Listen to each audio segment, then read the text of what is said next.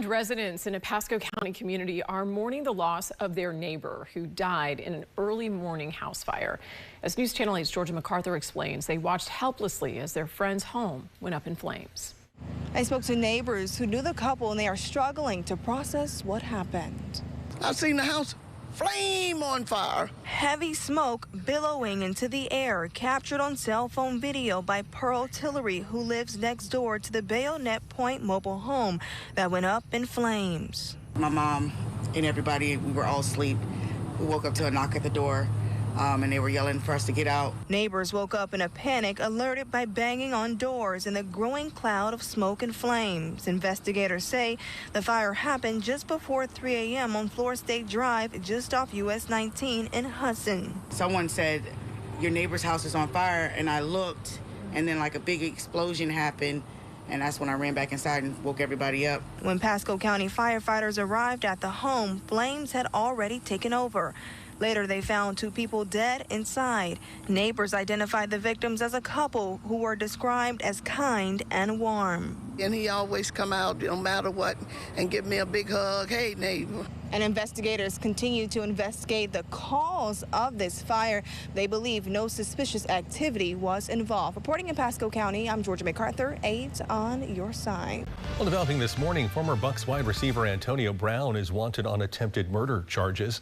The warrant says Brown punched a man at a boxing event in Miami last month and then took a gun from a security guard and ran at the victim before allegedly firing a couple of shots. Now, Brown previously claimed that he was jumped and detained by police before they let him go. If you resist lawful orders, you're going to jail. Let me be very clear about that. If you block an intersection or a roadway in Brevard County, you are going to jail. If you flee arrest, you're going to go to jail tired, because we are going to run you down and put you in jail.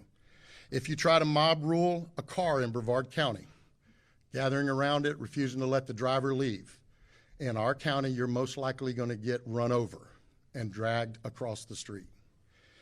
If you spit on us, you're going to the hospital and in jail.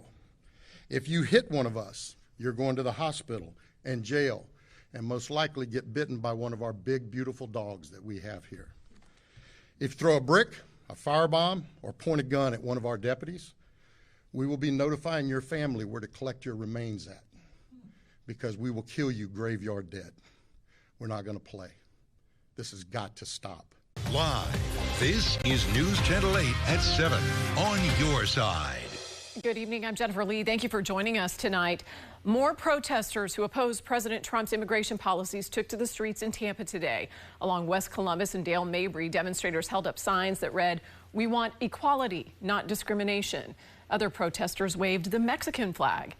Today's small demonstration is just one of many happening nationwide. And demonstrators are also planning more than a dozen protests across the Bay Area this weekend. State leaders have made it clear there will be criminal consequences if protesters break the law. News Channel 8's political reporter Ty Russell explains why some Democrats are concerned about the language used by state officials. Some of the warnings from Florida Republicans have gone viral, and a Hillsborough Democratic leader says they're sending the wrong message. Keep your protests peaceful. Do not be afraid to exercise your constitutional right, but just mind yourself, be aware of your surroundings. That's the advice from State House Minority Leader Fentrice Driscoll. Following protests in California and ahead of demonstrations across the state, some Republican officials gave additional stern warnings. We also have a policy that if you're driving on one of those streets and a mob comes and surrounds your vehicle and threatens you, you have a right to flee for your safety. And so if you drive off and you hit one of these people, that's their fault for impinging on you. That was Governor DeSantis this week on a conservative podcast. Brevard Sheriff Wayne Ivey issued this warning on Thursday. If you throw a brick, a firebomb, or point a gun at one of our deputies, we will be notifying your family where to collect your remains at, because we will kill you graveyard dead. Driscoll says this type of language is not about safety. All of the tough rhetoric, I think, is designed to scare people and keep them at home, to prevent people from exercising their constitutional rights, and designed to distract from the Republican own failed policies on immigration. The Florida Attorney General says the recent election proves otherwise. The voters last November made loud and clear that we want to ensure law and order. We want to enforce against illegal immigration. In 2021, Florida passed an anti-riot law, or the Combating Public Disorder Act, which increased penalties for violent protesters. The ACLU says it's unaware of anyone being charged under that law. I'm Ty Russell, 8 on your side. And we will have complete coverage of this weekend's protest on air and online at WFLA.com. With growing signs of a financial squeeze from Washington, including potential cuts to Medicaid, SNAP, and FEMA, state lawmakers are preparing not just for state budget cuts, but also for uncertainty in D.C. As News Channel 8's Capitol Bureau reporter Mackenzie Laporte tells us, House and Senate leadership are hoping to protect the state if federal aid dries up. The state relies on federal dollars for nearly 1/3 of its budget, and any disruptions coming out of D.C. could have a ripple effect here. Not only are lawmakers bracing for state-level budget cuts, but they're also anticipating a potential financial storm from Washington, D.C. I do not believe in raising taxes. We agree in the opposite, cutting taxes, cutting spending, wasteful spending. What we're doing is we're putting the state in a position that, God forbid, we are in a recession. We are in the 2000s all over again. We have a budget stabilization fund that would be able to backstop and protect Floridians from having to be in an uncomfortable position. Senate and House leadership say they are leaning on the budget stabilization fund, the state's rainy day reserve, in case of a recession, rising costs, or federal pullback. We're doing things to make Florida's balance sheet more durable in difficult times, and we're setting more money aside to have as rainy day reserves. If things get difficult, that's a win. That's a win. But not everyone at the State House agrees that leadership strategy is hitting the right mark. You don't get to talk about saving money for a rainy day when it's still raining, when it's already raining on the people of Florida. House Minority Leader Fentress Driscoll saying we shouldn't be cutting funding. We should be expanding the budget. And it seems to me there's a lot of hot air about this budget stabilization fund. There's a lot of hot air about saving money for a rainy day. But guess what? You only get to do that after you've met all of your other obligations. The question is, do I believe this budget prepares Florida for what could be coming out of the DOGE cuts or just the changes that come out of Washington, D.C.? And I would say yes. It's day 102 of the 60-day session. Budget chairs have been working through the week, racing to finalize the budget, which is now expected for a Monday vote. Here at the State House, Mackenzie Laporte, 8 on your side. Well, look at this. A guinea pig. Now, how cute is that guinea pig? That face is... His little everyone nose, could his love. nose and lips. Yes. Why are we talking guinea pigs? Well, it's because the Humane Society of Tampa Bay, has a lot of guinea pigs. And on its Facebook page, it says these sweet, squeaky friends are looking for loving homes. Guinea pigs are social, which make them great companions. So if you want to adopt an adorable new furry sidekick, look at that. There they are. Dress them up. Put a hat on them. I was going to say, do the hats from the pictures come with the guinea pigs that you adopt from the Humane Society? You know what? We're going to ask right now because Reagan Blessinger with the Humane Society of Tampa Bay is joining us. Thanks for being with us, Reagan. You guys did a really good job of making guinea pigs look adorable and lovable. And I think any kids who see that guinea pig in a hat is like, I want one of those. Yeah, they're asking their parents right now for it. Yeah, so the hat does not come with the guinea pig. And absolutely send the link with them so that they can get a bunch of accessories. Why do you have so many guinea pigs all of a sudden? We are one of the only shelters that accept guinea pigs. We have a whole room for them. It's called the Pig Pen, and it's outside in the warmth where they enjoy it. And so when people have to surrender their guinea pigs, they typically bring them to us. And right now, summer, we normally get a lot of recording in progress. So we definitely just all at once got a ton of guinea pigs. Now, obviously, we want to get these to a home, right, where they can stay for forever. But this is a long-term responsibility. How long do they live? What does caring for a guinea pig entail? Yeah, so they live about 8 to 10 years. Just like any other animal, they need special care. They do have guinea pig food, and then they love veggies. That's like a little part of their diet, and fruits.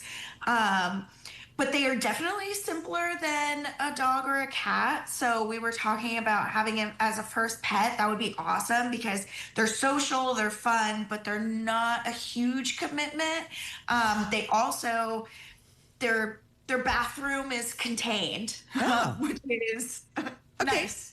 It's I like hats. that. I can't stop. Yeah, we can't stop laughing at the hats. You make them very appealing.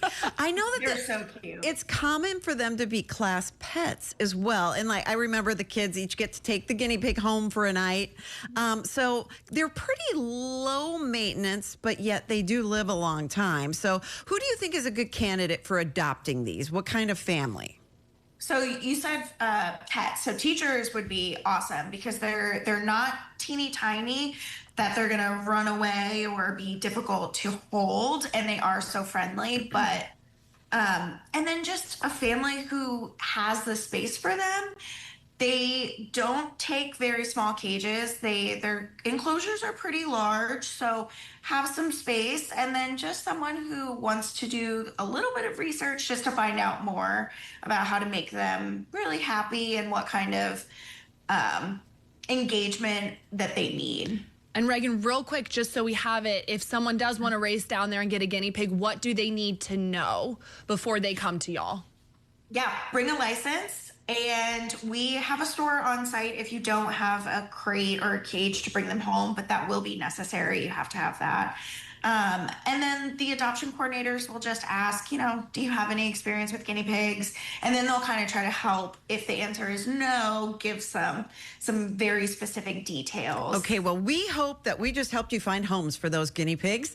We'll have to check back with you on that. But we've learned so much this morning, and they're so cute when they eat. Yeah, and they're little veggies in their mouths. Adorable. So we thank you so much for being with us, and keep us updated and let us know how it's going with the adoptions.